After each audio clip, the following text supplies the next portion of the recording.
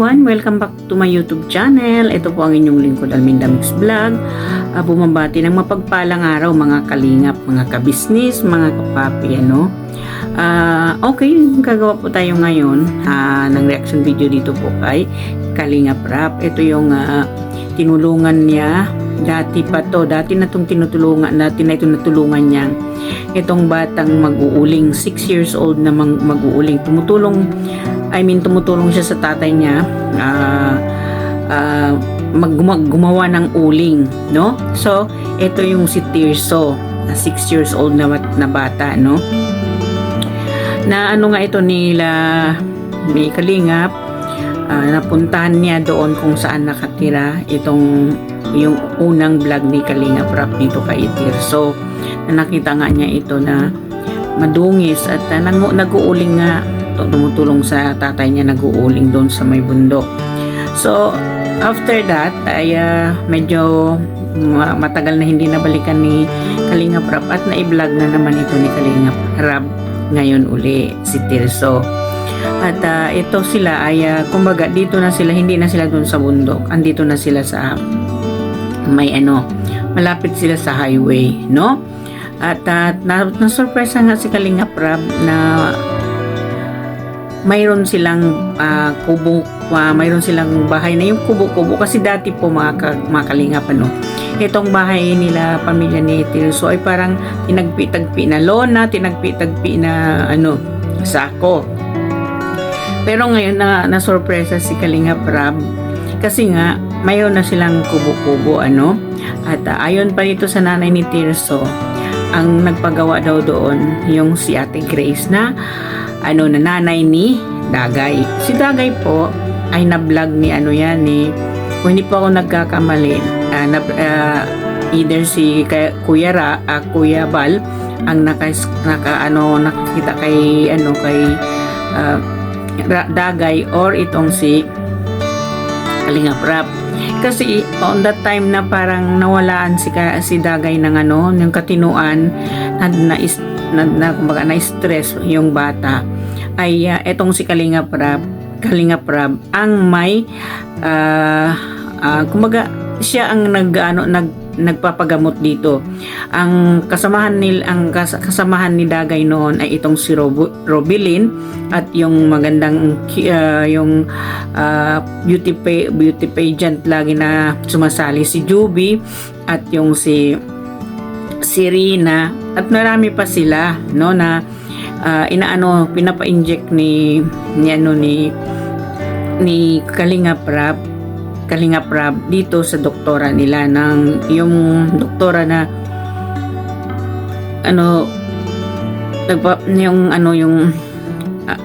isang doktora na doon sa yung nai-stress, yung nawala ng katinuan dahil sa na-stress.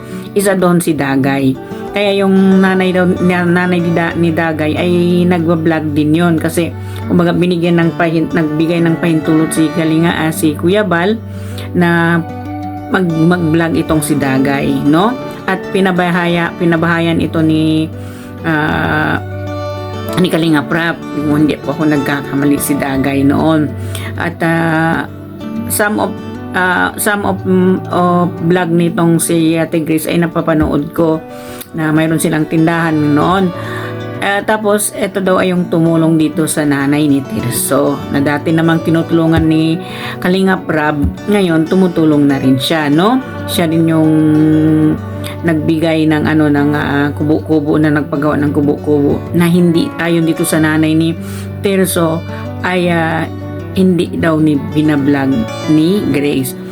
So ibig sabihin, itong si Ate Grace, kumbaga nagtatanaw siya ng utang na loob o sumusunod siya sa patakaran, kasi nga hindi nga siya yung nag-vlog dito sa pamilya ni Tirso. Kumbaga tumulong siya behind the scene, hindi niya ito binablog, no? So it means, kung nirerespeto mo yung original na talagang nagbablog, kung gusto mo tumulong ay itulungan mo kahit hindi naka-vlog, maganda yung at kumbaga mayroon magandang motibo itong si Ate Grace. Bilang isang kalingap siya ay natulungan ng kalingap.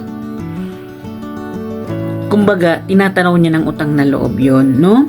Kahit vlogger siya, na pwede naman niya i-vlog, pero hindi daw niya ito binablog ang pagtulong niya dito sa pamilya ni Tirso.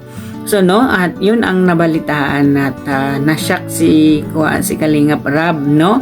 Na kumbaga behind o walang vlog, walang camera, tumutulong itong si Ate Grace, no? Na nanay ni Dagay po.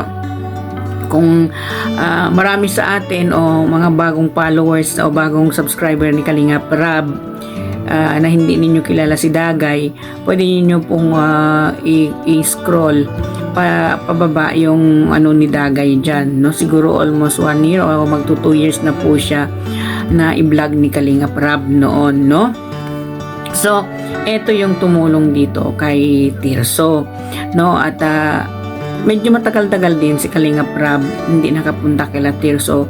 At ayon kay Kalingap Rab ay malayo daw masyado, 3 hours, imagine 3 hours, pero pinagsakripisyohan ni Kalingap Rab mapuntahan itong si Tirso dahil nga matagal na rin niya hindi napunta na bisita itong bata.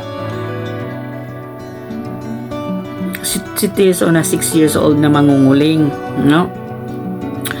At ang ang nakakabilib dito sa bata, no? 6 years old, imagine, at ang sabi pa ng tatay na ibanggit niya dito kay Kalingap Rab ay naglakad daw itong, kumbaga naglayas itong si Tirso dahil nga daw ang ayon kay Tirso nang tinanong siya ni Kalingap Rab ay naghahanap daw siya ng kanilang makain.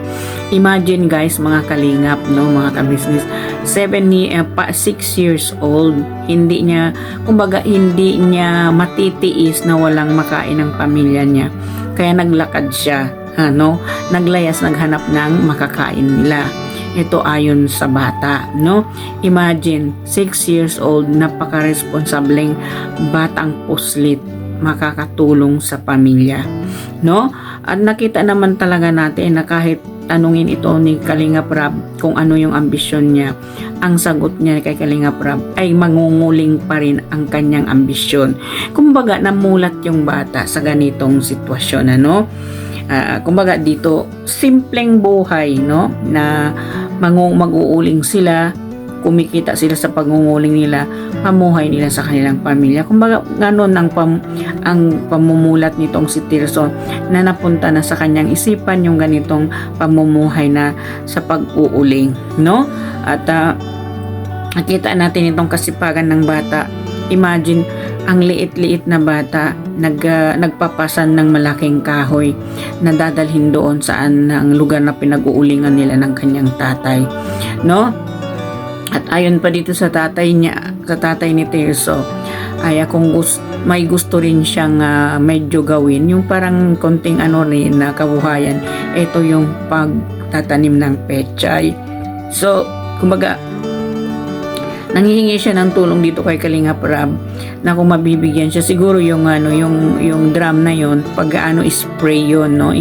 I-spray doon sa may petsayan. Maganda rin itong naisip ng tatay ni Tirso. At ayon dito din sa nanay ni Tirso ay kumbaga naglalabada siya kung sinong gusto magpapalabas sa kanya, no? At naisipan din ng nanay ni Tirso na maglagay ng kaunting sari-sari store doon sa kanilang bahay. By the way, on the long highway sila, no? At ayon sa kanya, kahit naman daw hindi masyadong malapit yung mga kabahayan doon, at mayroon pa rin bumibili doon kasi along the highway nga yung bahay nila Tirso, no?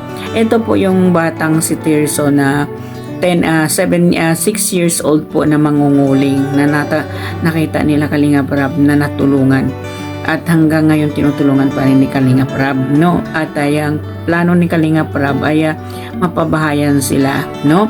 Kasi deserve naman talaga ni Tirso ang mapabahayan dahil nga ang sipag ng bata. Kumbaga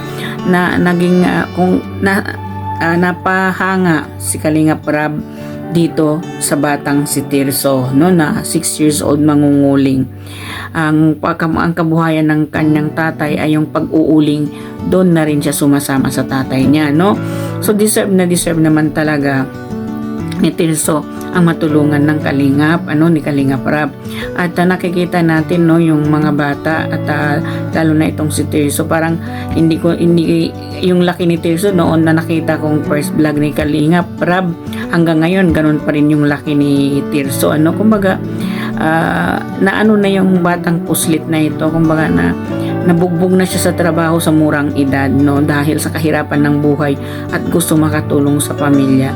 Kahit ganyang puslit na bata, imagine yung 6 years old na bata, naglalaro pa yan, no. Yun ang kahiligan nila, ay maglaro. Pero instead maglaro siya, maghahanap buhay siya, tulungan niya ang tatay niya para magkaroon sila ng pera. Dito naman ang sabi ni Tirso, no, imagine, no, mga kalingap, ang mga ka-business, ito ang ginagawa ni Tirso, no. So ito yung dati na tong tinutulungan ni Kalingap Rab, binalikan lang niya uli itong kanyang tinulungan na si Little Tirso, ang mangunguling, no, ang batang mangunguling sa murang edad na 6 years old. Yun na ang inaatupag niya. Hindi na inaatupag niya yung paglalaro, inaatupag niya yung pagtulong niya sa tatay niya, ang gumawa ng uling para ibenta nila para magkaroon daw sila ng pera. At ayon pa dito sa bata, kaya siya nakapasok sa school dahil wala nga daw siyang baon na pera papunta ng eskwelahan. Kaya instead nagpunta ng school, tumulong na lang muna dito sa tatay niya mag-uling para daw magkaroon ng pera. At hindi naman nakatiis, at alam naman natin si Kalingap Rab, talagang very generous sa kanyang mga beneficiary. Hindi naman talaga nakatiis si Kalingap Rab at nagbigay ng groceries, 25 kilo rice at saka 9,000 pesos ang binigay niya dito, tulong kaila Tirso.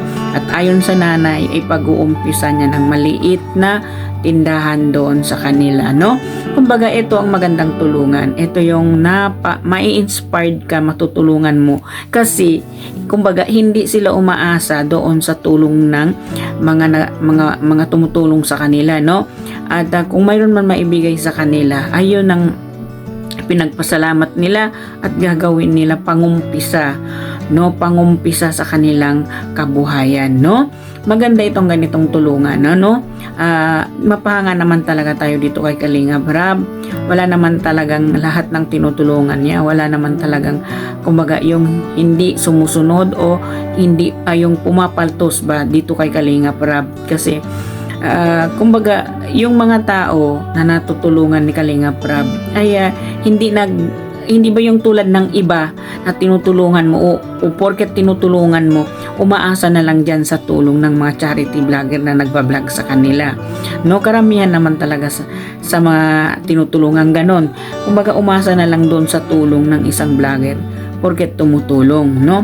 Pero dito sa mga tinutulungan ni Kalingap Rab, no, although alam natin kung gaano naman kang generous si Kalingap Rab kung tumulong dito sa kanyang beneficiary. Hindi lang talaga libo-libo ang binibigay niya, at binibisita talaga niya ito. Hindi talaga niya ito kinakalimutan, no.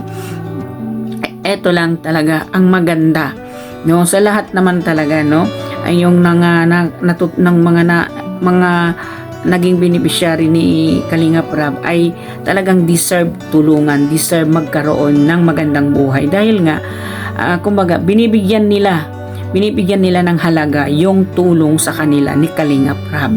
Kaya hindi nagsasawa si Kalingap Rab tumulong sa kanila, no. Kagaya nitong si Tirso, no, kahit tinutulungan sila ni Kalingap Rab, nag-uuling pa rin yung tatay at umi-extra doon sa pamemechay, no. Hindi sila umasa kay Kalingap Rab, hindi sila umasa kay Ate Grace. Sila, kumbaga desidido sila sa kanilang buhay, maghanap buhay kahit may tumutulong sa kanila, iniisip pa rin nila yung maghanap buhay sila, no. Nakakahanga. Kumbaga kung iisipin mo bilang isang ina, maawa ka dito sa batang puslit na si si Tirso kasi sa liit niya no, sa 6 years old na bata, naghahanap buhay, tumutulong sa tatay, mag-uling, no? Ang hirap nun, mainit at saka mabigat, pinapasan niya yung mga kahoy para ipaggamitin nila sa pangunguling, no? So well mga kalingap, mga kabisnes, hanggang dito na lang ang aking reaction video dito sa Little Tirso na 6 years old na mangunguling, ano? Napakabata pa pero marunong nang maghanap buhay, marunong tumulong sa pamilya niya. So hanggang dito na lang po, sana nagustuhan nyo. Kung nagustuhan ninyo, please do subscribe, share, likes, and comments my video. Please don't skip ads po tayo mga kalingap, mga kabisnes, ano? At please don't forget po, suportahan natin ang Kuya Bal Santos Matubang, Ate Edna Vlog, Kalingap Rab, Kalingap Tata, at ang aming pinuno po si Kabisnes Official, Papa Dins TV at Kabisnes Family, at ang kasamahan ko pong reactor sa Karepa, at ang mga kasamahan ko ring reactor dito sa Kabisnes Official. Maraming salamat po sa inyo. Sa mga bago ko pong subscribers, mega love shoutout po sa inyo. Maraming salamat sa inyo laging pagsusuporta sa aking mga nire-reaction ng video, no? Maraming salamat po. Ito po ang inyong lingkod, Alminda Mix Vlog nagsasabi, may Allah bless us all. Kita-kita po tayo muli sa aking coming up na reaction video. Bye-bye po. See you again. Spread love lang tayo mga kalingap.